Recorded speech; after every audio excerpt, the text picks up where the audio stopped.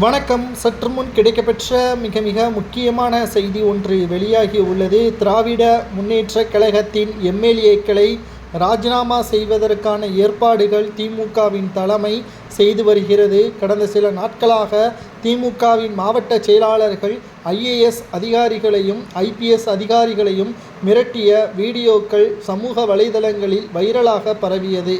இதை திமுகவின் எம்எல்ஏக்கள் மாவட்ட செயலாளர்களை தட்டி கேட்காத காரணத்தினால் இதுபோன்ற வீடியோக்கள் இன்னும் அதிகரிக்கப்பட்டால் நிச்சயம் அவர்களை ராஜினாமா செய்ய திமுக வலியுறுத்தும் என்ற தகவல் தற்பொழுது கூட்டணியிலிருந்து வெளியாகியுள்ளது.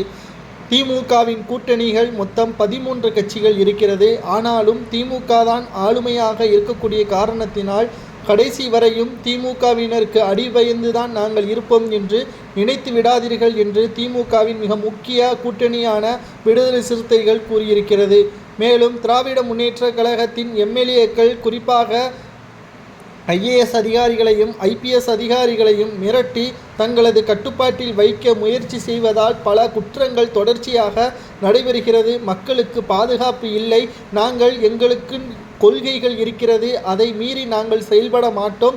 ஓரளவிற்கு மட்டும்தான் கூட்டணிக்கு ஆதரவாக கொடி பிடிப்போம். அதுவே கூட்டணிக்கு எதிராக நாங்கள் போர்க்கொடியை தூக்கினால் நிச்சயம் 2026 சட்டமன்ற தேர்தலில் திமுக ஆட்சியை இழக்கக்கூடிய நிலைமைக்கும் ஏற்படும் என்று விடுதலை சிறுத்தை கட்சியின் தலைவர் தொல் திருமாவளவன் தற்பொழுது வீடியோ ஒன்றை பேசியுள்ளார். இதனால் தற்பொழுது திமுகவின் எம்எல்ஏக்கள் யாரேனும் தவறு செய்தால் உடனடியாக நடவடிக்கை எடுக்கப்படும் என்ற தகவலை தற்பொழுது தமிழக முதல்வர் மு.க. ஸ்டாலின் அவர்கள் தெரிவித்திருக்கிறார். மேலும் திராவிட முன்னேற்றக் கழகத்தின் நிர்வாகிகள் பல்வேறு குற்ற செயல்களில் ஈடுபட்டு வருவதும் கண்டறியப்பட்டு வருவதால் உடனடியாக யாராக இருந்தாலும் அவர்களை கட்சியிலிருந்தும் அடிப்படை பதவியிலிருந்தும் நீக்க வேண்டும் என்று உத்தரவுகளை ஸ்டாலின் அவர்கள் போட உள்ளதாக தற்பொழுது தகவல்கள் வெளியாகியுள்ளது.